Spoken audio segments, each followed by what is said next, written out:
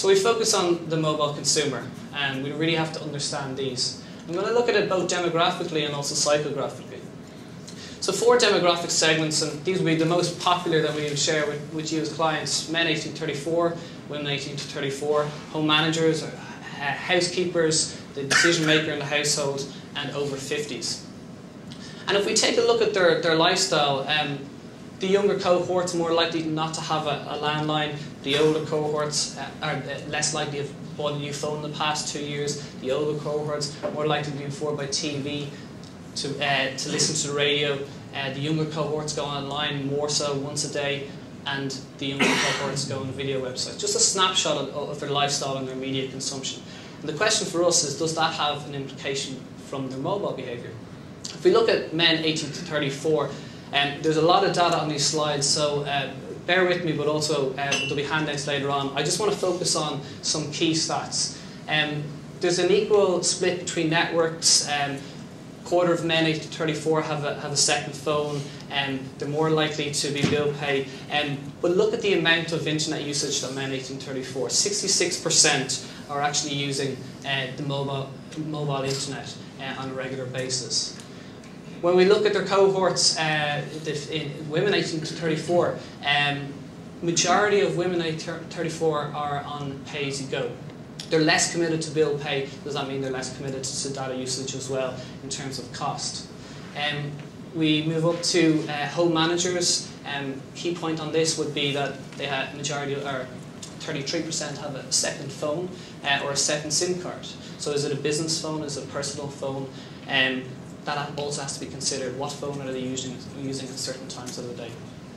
And in over 50s, the challenge here is really to educate and grow the opportunity for over 50s. A quarter of them are not using the mobile internet, but also it allows us to step back and say that it's not necessarily all about connection on the internet. Maybe text-back services and something a little bit more simpler is just as effective. So we've looked at demographics, we've looked at mobile ownership, and I suppose that's the kind of standard approach that we'd want to take on it. But I think we have to go a little bit further, because we have to understand if they have this opportunity, what type of behaviour are they engaging with. So we look at 15 different features that you can now quite possibly on any phone engage with. 4 different categories. We have standard calls, text, alarm clock, calendar, ringtones, informative, seeking out information about news, sport, searching for topics or brands, navigation, GPS or maps, social tools such as taking photos, social networks, emailing, and then multimedia, listening to radio, music, gaming and watching videos. And what we've asked the respondents to do is to tell us at certain times yesterday what do they engage with in terms of the 15 different features. So they essentially filled out a diary. And when we look at what they engaged with yesterday, we can see that 93%, 91% text are called. The blue line is the average mobile owner. But if you look at the red line, smartphone owners, they're actually engaging with their phone a lot more, and they're doing more things with it as well. So close to half are searching on their mobile phone yesterday. Half of Ireland used their mobile phone yesterday to search on. Social networks, email, and also seeking out information are important features for them to engage with.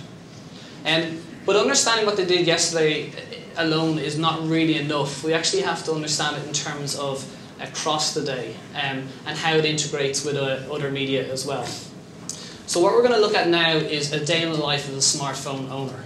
And how each feature is used throughout the day, and how you can then cross it over with other media.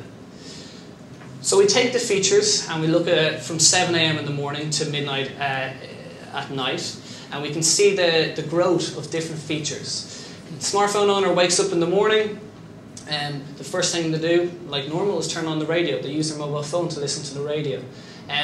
They arrive at work, email becomes consistent throughout the day. We can see search plays a role at lunchtime as they begin to search for items. They start to wind down the evening commute on the way home, videos, gaming. And then in the evening we can see search and social networking peaking. In fact, everything peaks at the end of the day.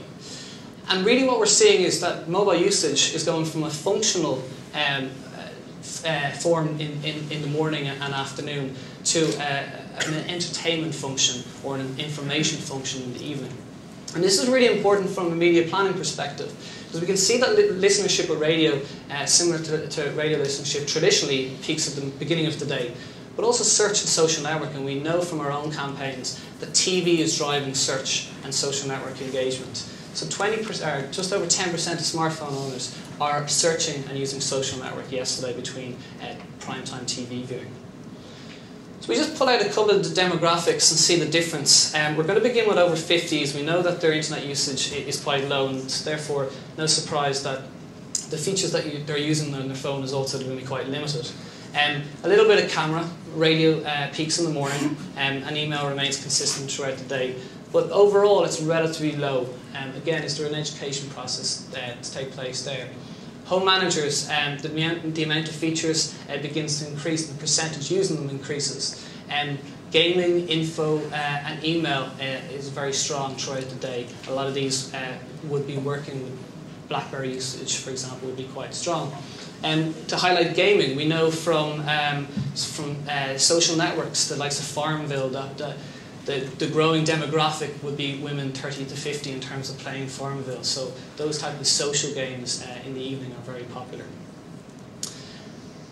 We move on then to the social networks strong as well on social network on home managers. We move on to the 18 to 34 women. We can see that gaming again is quite strong in the evening. Music plays a consistent role throughout the day. Search. And social networks, so 15%, last night 15% of 18 to 34-year-old women were probably watching TV and online at the same time, as mentioned earlier by Norm. But really it's the men, 18 to 34, who are the true users of mobile features. We can see, and a lot of them probably in the room here today from the agency, there's really high peaks in terms of usage. Consistently throughout the day, in fact, searching for info and news, searching for sport results, searching for brands, social networks surprisingly peaks at the back end of the day for men as well, with 1 in 5 men yesterday evening using social networks on their mobile. So in summary, 9 out of 10 of us made a call or text yesterday. Smart features are peaking at the end of the day, so as people have got a bit more time to engage with the mobile. So social, searching and email and info being the most popular. And then 18 to 34-year-olds are most likely to be smart users. And of course that'll only grow. It would be naive of us to ignore apps. There's a lot of talk about apps, and quite often apps seem to be the solution.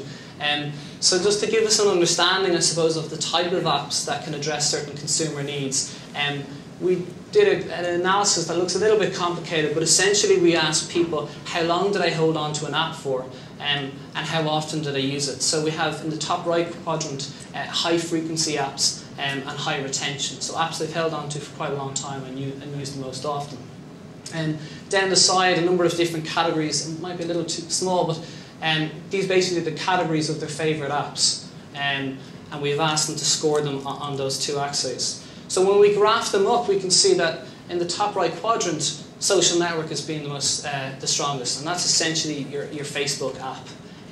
But also in terms of app development, any app that actually builds in social networking capabilities to it is going to be very strong as well. The second cluster in yellow, weather, utilities, music, games, sports, news, very content-rich apps.